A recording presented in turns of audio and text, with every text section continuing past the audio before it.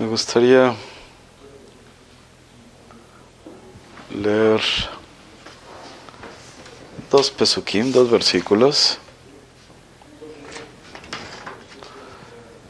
que aparecen al final del libro de Vayikra, de Levítico. Los versículos son en Vayikra, Hav Vav, Yudalet y Tetvav, es decir, Levítico 26, 14, 26, 15. Y leer un Rashi, ¿sí?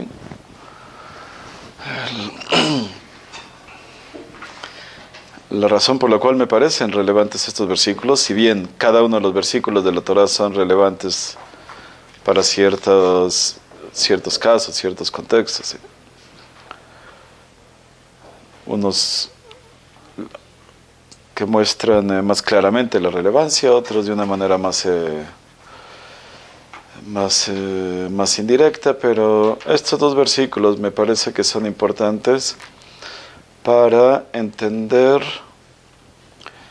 los procesos personales de algunas personas, entre las cuales me incluyo, en las cuales en ocasiones sentimos que estamos en un proceso de descenso espiritual.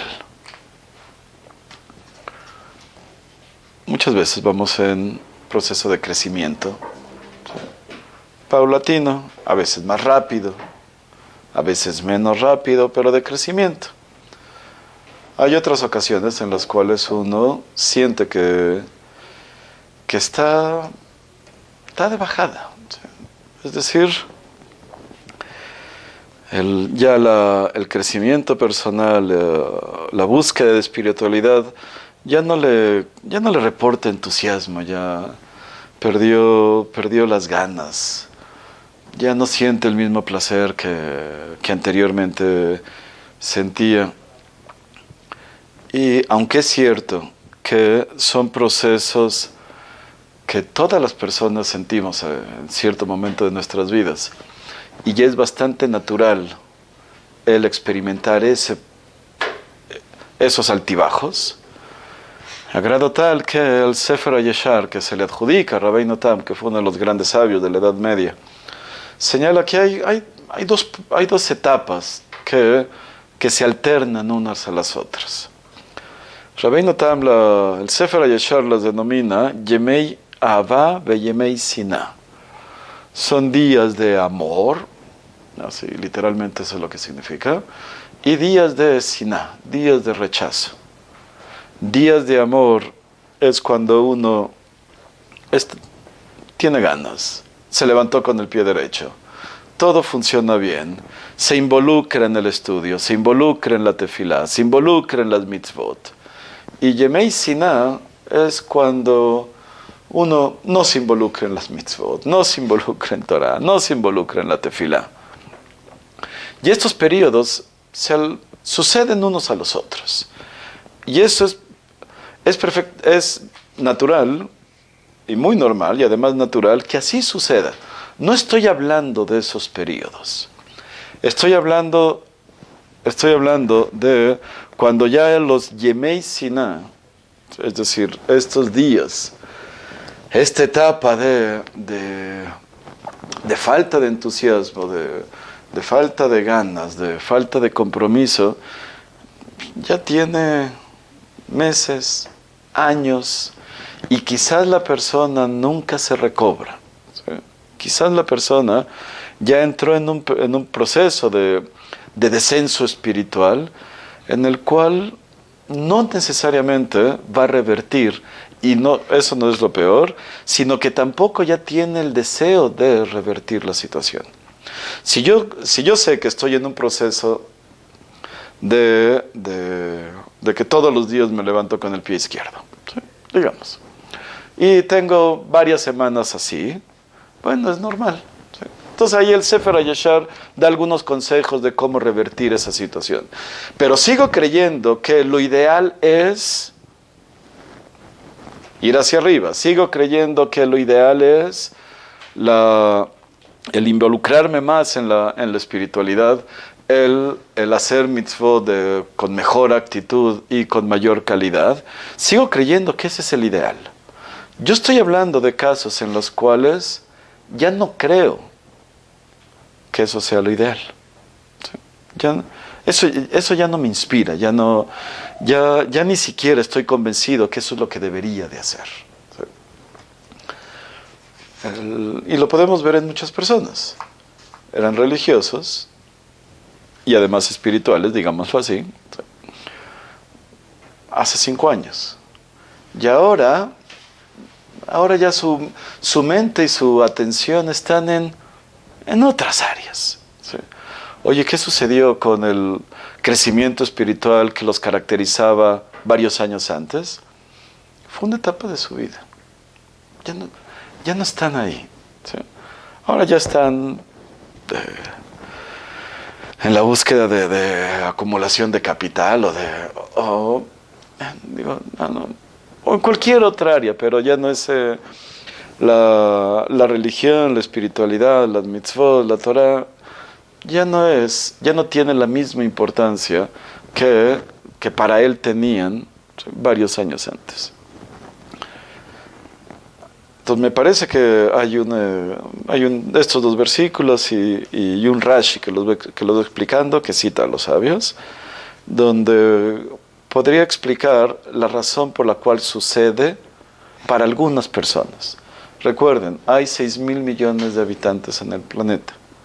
Por lo tanto, dar una regla general acerca de los procesos personales de 6,000 millones de personas es difícil. ¿Sí? Cada persona tiene sus propias dinámicas y sus propias situaciones y experiencias.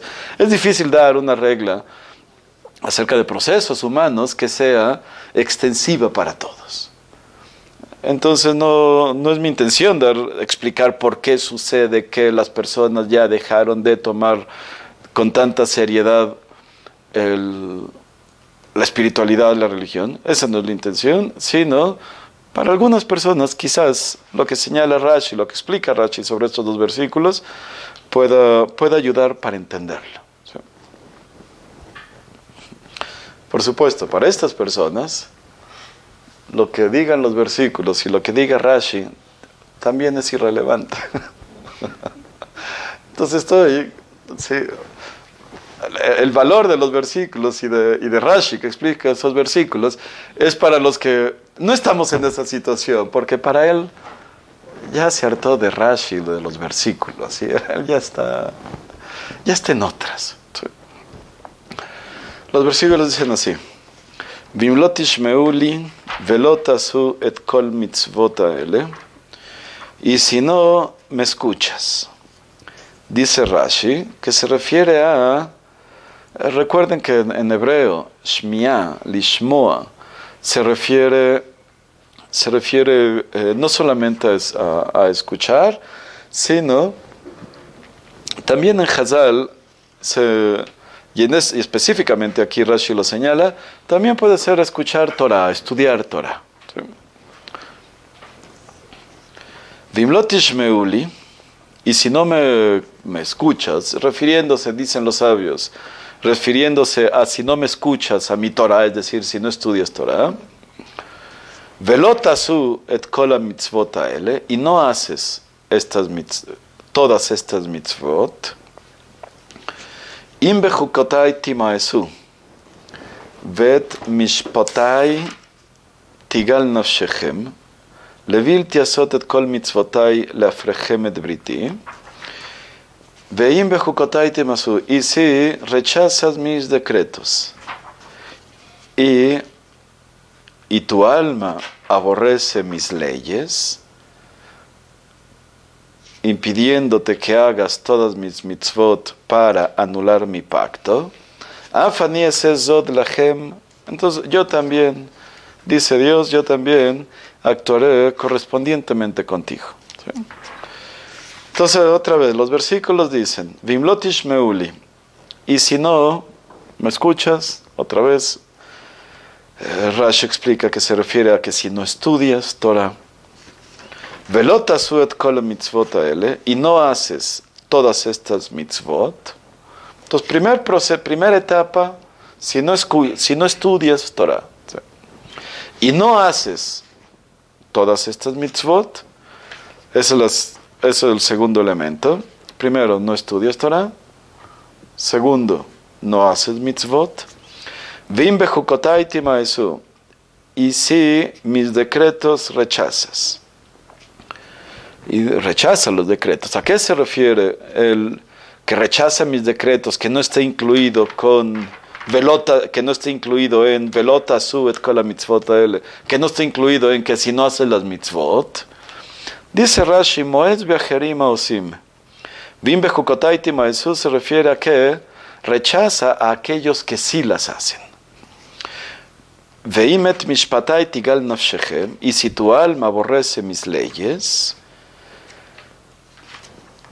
dice Rashi que rechaza a aquellos que rechaza a los sabios. Soné a jajamim.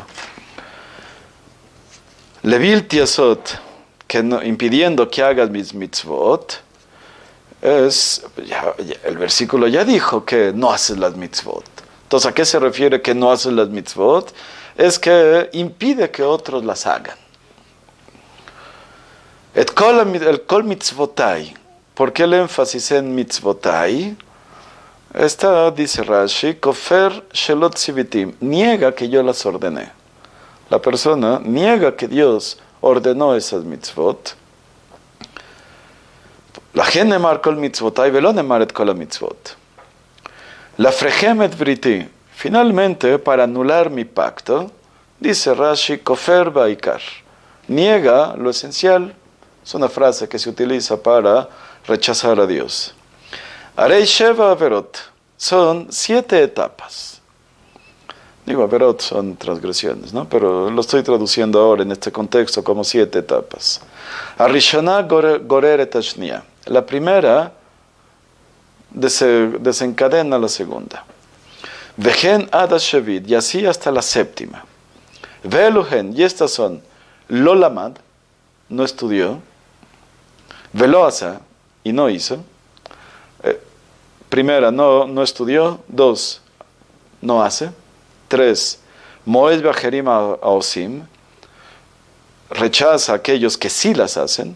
4, soneta jajamim, rechaza a los sabios. 5, moneta jerima azot, impide, obstaculiza que los otros las hagan. 6, koferba mitzvot, niega el origen divino de las mitzvot. 7, koferba ikar, eventualmente niega a Dios. ¿Sí? Entonces es un proceso que empieza con no estudió.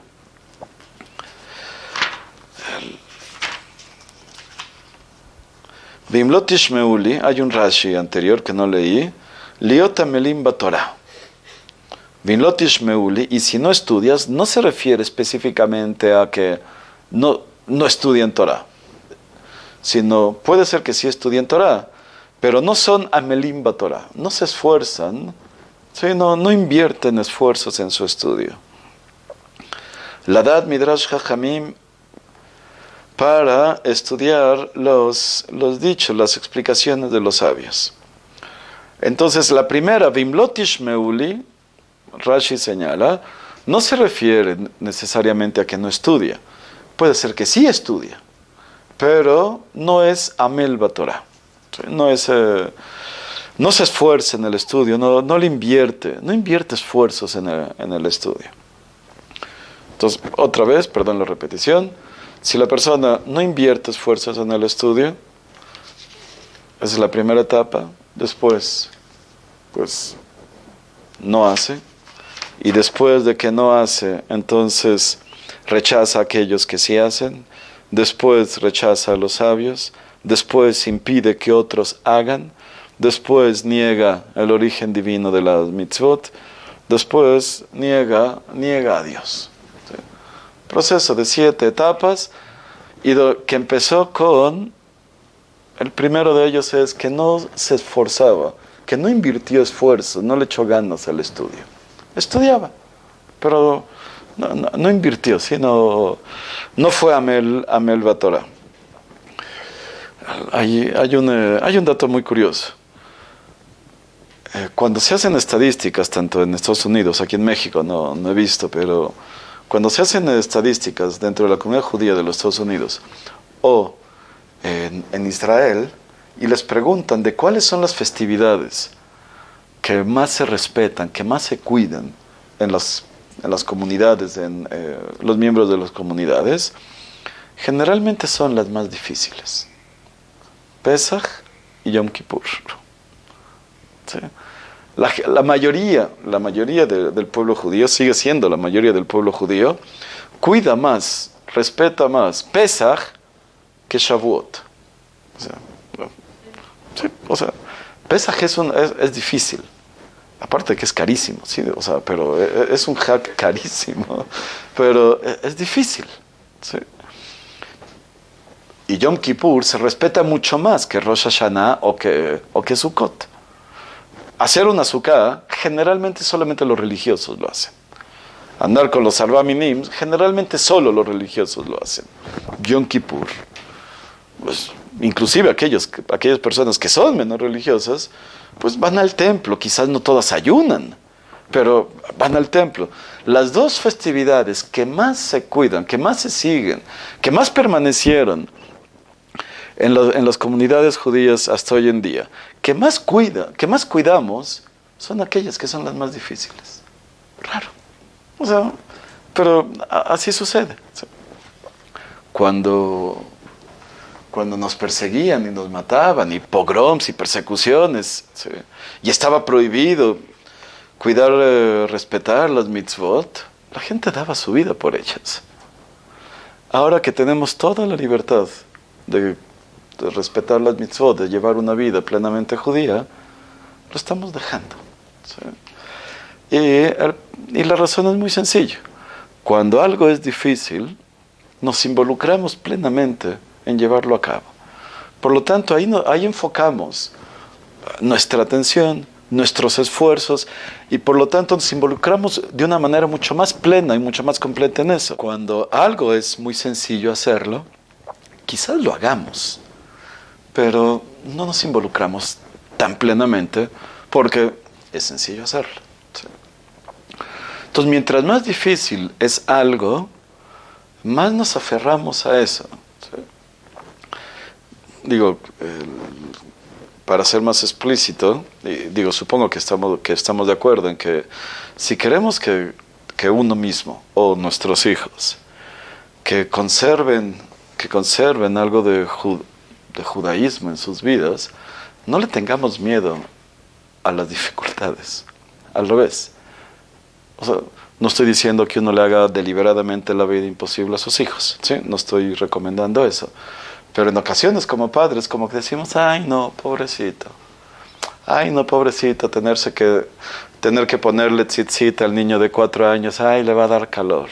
No, al revés. ¿Tú crees que es difícil? Tiene razón.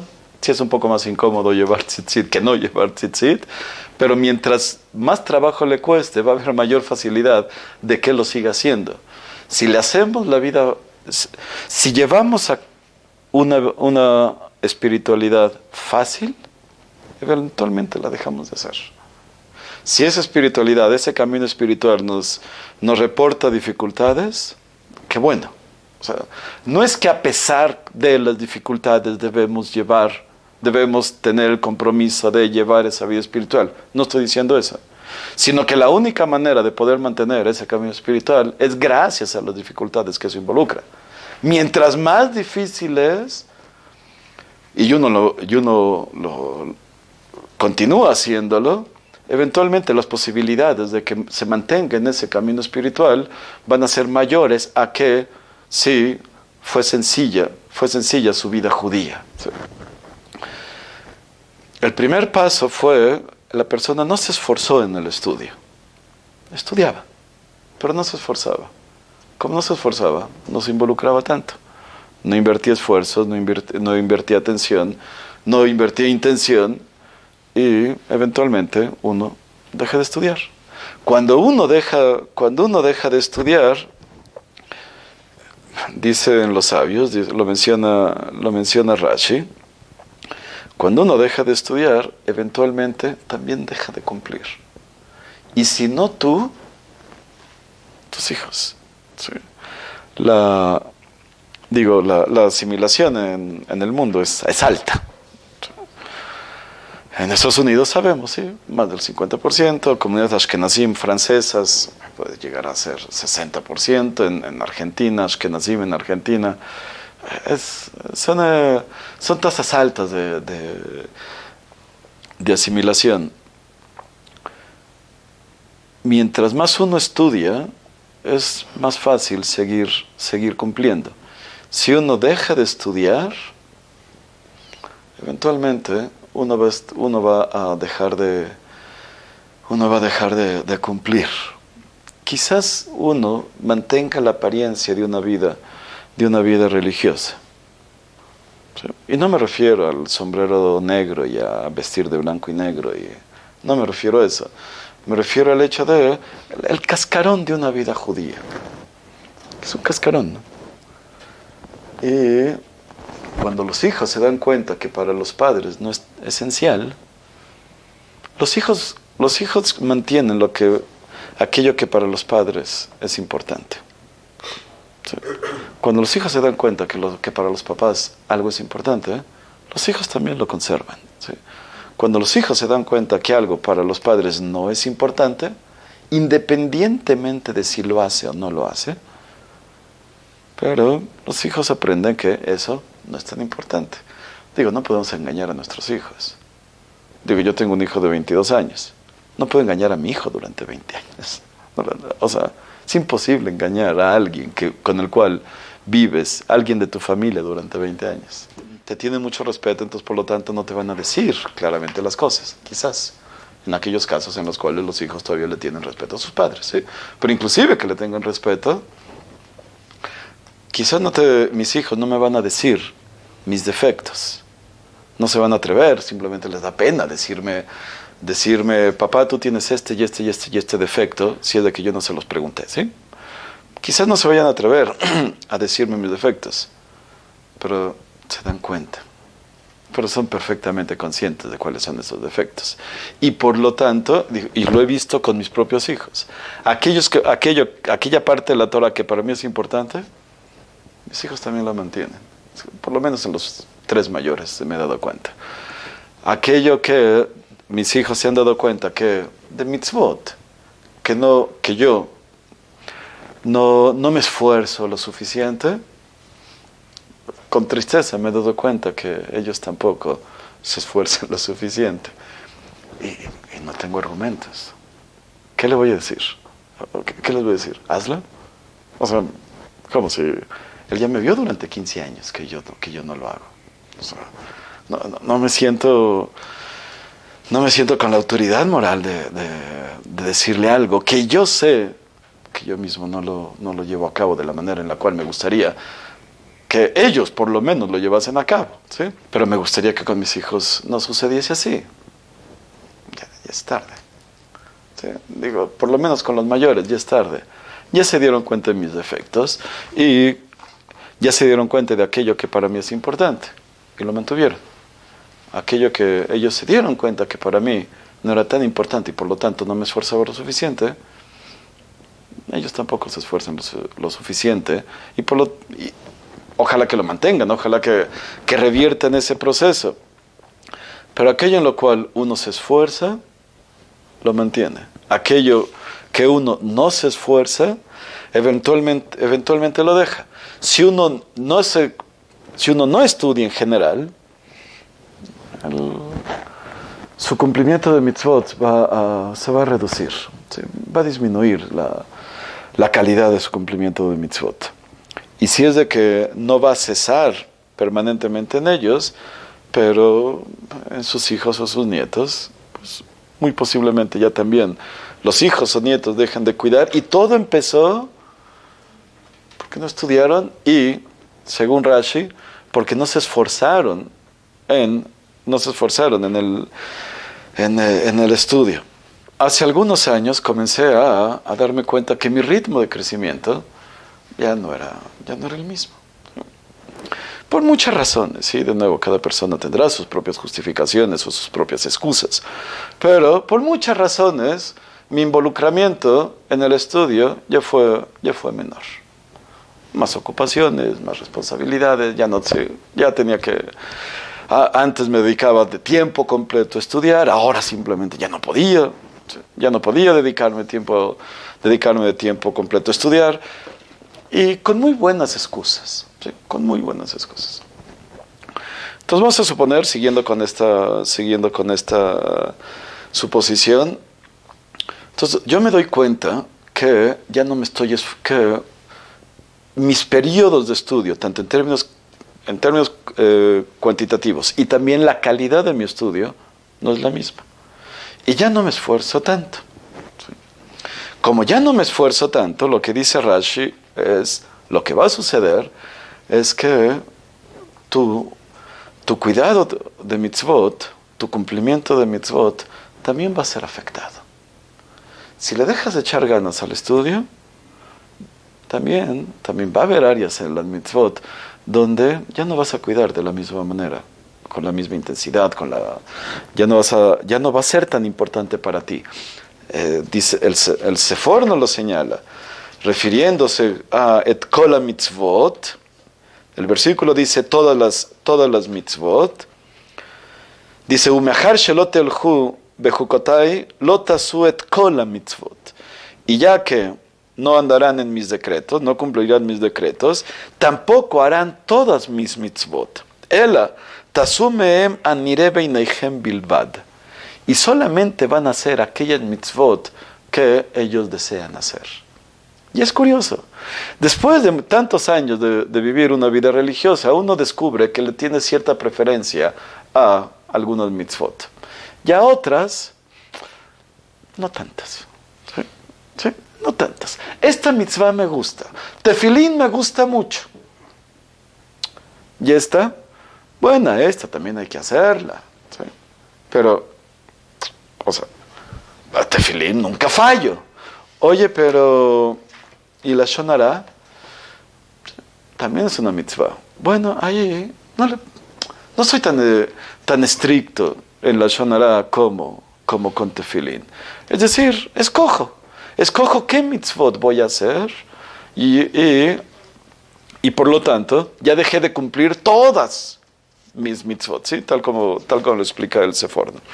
Entonces el proceso empieza con dejé de esforzarme en el estudio y por lo tanto ya no hago tantas mitzvot. ¿Sí? Bajó mi nivel de cumplimiento de mitzvot. Es decir, dejó de hacer. Primero, dejó de esforzarse en el estudio, dejó de tener amelut en la Torah. Segundo, dejó de hacer. No todo, ¿sí? Pero algunas mitzvot las dejó de hacer. El tercero, entonces digamos que yo tenía expectativas altas de mí mismo y de los frutos que tendría con mi estudio. ¿Qué sucede? Que después de 20 años, ya por varias razones, ya no invierto tanto en el estudio. Y me doy cuenta, y esto que le voy a decir es totalmente cierto. Yo tenía una jabrutá y estudiábamos muy bien. O sea, en verdad, a diferencia de otras jabrutó donde tenía una amistad fuerte con ellos, entonces por lo tanto nos los pasamos platicando la mitad del tiempo, ¿sí? Con esta persona, a pesar de que era muy buen amigo mío, pero muy estricto, ¿sí? Muy estricto en el estudio, estudiábamos en verdad muy bien. En verdad lo estudiábamos muy bien. Yo me vine a México con cierta vocación idealista de hacer algo por el pueblo judío y salvar a la comunidad y Parnasá, sí, cada quien va por distintas razones. Decidió cambiar de país y cambiar el rumbo de su vida. Él no. Durante 20 años no lo vi. Y ahora que fuimos a Israel hace algunos meses, lo vi. Él siguió estudiando los últimos 30 años. Todos los días estudiando tiempo completo durante 30 años. Éramos jabrutá. Y por lo tanto, a un nivel de estudio, de comprensión, de conocimiento, éramos bastante similares. Después de verlo, ahora con la boda, no hay comparación. Él siguió el mismo ritmo. Y yo me dediqué al pueblo judío. No estoy haciendo juicios de valor, que es más importante y que no. Sí, no estoy haciendo esos juicios de valor. Pero sí me di cuenta que no había comparación alguna entre lo que él sabe ahora y lo que yo sé. O sea, digo, una conversación de Torah de 5 minutos, me di cuenta. Moy, así se llama, Moy. Sí. Yo todavía aprecio el estudio. Hay otras personas que, frustrados ante su propia ineptitud, lo que hacen es criticar a aquellos que siguieron el camino que él tenía esperado para sí mismo y que, sin embargo, por su propia pereza no lo llevó a cabo. Entonces, la primera etapa es, si no te esfuerzas en el estudio, tu nivel de cumplimiento de mitzvot va a bajar. Después de que baje tu nivel de cumplimiento de mitzvot, tú te das cuenta que estás cometiendo un error. Te das cuenta que está bajando tu cumplimiento de mitzvot. Te das cuenta que ya no te esfuerzas tanto. Te das cuenta que ya no sabes tanto. Te das cuenta que no llegaste no cumpliste esas expectativas que tú tenías de ti mismo. Entonces tengo 2 opciones. Una, me recobro, vuelvo a esforzarme, vuelvo a invertir ganas, ¿sí? O sea, me aplico, o trato de justificar mis actos. Cuando trato de justificar mis actos, ¿qué hago frente a otra persona que no cayó en que no utilizó mis mismas excusas, que no utilizó excusas y él siguió avanzando? No, es que él es un egoísta. No, es que a él no le preocupa el pueblo judío. No, él estudia solamente para sí mismo. No, él... Y comienza a criticar a aquellos que sí lo siguieron haciendo. Es decir, la envidia me invade, y para poder justificar esa envidia, para poder no es justificar la envidia, para poder justificarme a mí, comienzo a atacar a aquellas personas que siguieron haciendo aquello que yo mismo hacía pero que dejé de hacer. Como una justificación para decir, todos los seres humanos tratamos, en general, sí, no todos, pero muchos de los seres humanos tratamos de justificarnos y tenemos una opinión favorable de nosotros mismos. Y buscamos mantener una opinión favorable de nosotros mismos. ¿Qué sucede cuando yo sé que he cometido cierto error que no estoy dispuesto a corregir? Entonces, lo que hago es criticar a aquellos que no lo cometen. ¿Sí? Entonces, esa es la tercera etapa. No se esforzó en el estudio, no cumplió, dejó de cumplir algunas áreas, por lo menos bajó su nivel de cumplimiento de mitzvot, y comienza a criticar a aquellos que sí lo siguieron haciendo. Yo con este amigo no lo hice porque sigo apreciando el estudio, sigo valorando la Torah, pero sí he escuchado en muchas ocasiones donde comienzan a hablar mal a alguien que era religioso. Y comenzó a bajar su nivel de cumplimiento de mitzvot. Y se volvió cada vez menos religiosa. Ya no aguanta a los religiosos. Los critica. Y no solamente critica a los religiosos. Soneta jajamim. Comienza a criticar a los sabios, a los rabinos. Los sabios, tal como dijo Rashi, ¿sí? Estamos hablando del estudio de Torah de Midrash Jajamim. Y los sabios es el origen de esa Torah Sheval Peh, esa Torah oral, en la cual esa persona ya no se está involucrando tanto como antes lo hacía. Por lo tanto, ahora comienza a criticar el origen de esa Torah, es decir, a los sabios. Comienza, Moez viaje, Moez Beajerim Beaosim, Soneta Jajamim, y critica, y odia, rechaza a los sabios, y después comienza a impedir que otras personas lo hagan. Entonces, cuando conoce, digo, uno está platicando con un alumno, y me dijo que su papá, que le cuesta mucho trabajo vivir en su casa, porque su papá, cualquier mitzvah que él hace, a su papá le enerva. Le enerva, le ofende, se molesta. Le digo, pero tu papá es religioso. Conozco a tu papá es religioso. Dice, mira, sí cuidamos Shabbat en la casa, sí cuidamos Kasher, pero no tienes idea de lo mal que habla de la Torah siempre. Pobre. Pobre que vive en una contradicción interna espantosa que se la transmite a sus hijos. ¿Sí? Y de los rabinos, no quieres escucharlo. Habla terrible de los rabinos, de los abrejim, de las yeshivot, de los kolelim. Pero es religioso, estudió en yeshivot. Sucede. Entonces, cuando una persona bajó su nivel de cumplimiento, comienza a ver mal a aquellos que siguen cumpliendo, tal como él sabe que debería de hacerlo, comienza a rechazar a los rabinos, a los sabios, y trata de impedir que otros lo hagan. Ya, no seas exagerado. Ya, no seas fanático. Ya. ¿Sí? Una cosa es que algo criticable, sí, pero una cosa es que yo deje de hacer algo, y otra cosa es que impida que otras personas lo lleven a cabo. Una cosa es que yo por alguna razón me fui débil frente a mis impulsos, y otra cosa es que impida que otras personas hagan lo que es correcto. ¿Sí? Entonces, el siguiente nivel es ese. Trata de impedir que otras personas lo lleven a cabo.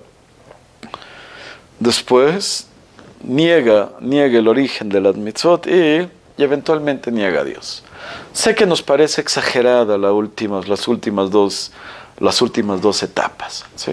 Que niegue a Dios, porque va a negar, ¿sí? Pero aunque Rashi lo señala, los sabios lo señalan, y por lo tanto tiene mucho valor en lo que están diciendo, pero vamos a dejar las últimas dos etapas a un lado. Y vamos a quedarnos con los primeros 5. Creo que este mismo proceso puede aplicarse no solamente al estudio de Torah y al cumplimiento de los mitzvot, sobre el cual está dicho, ya son los versículos, Veim bechukotaitim esu velota su et kol mitzvot. Los versículos están hablando de estudio de Torah y del cumplimiento de mitzvot.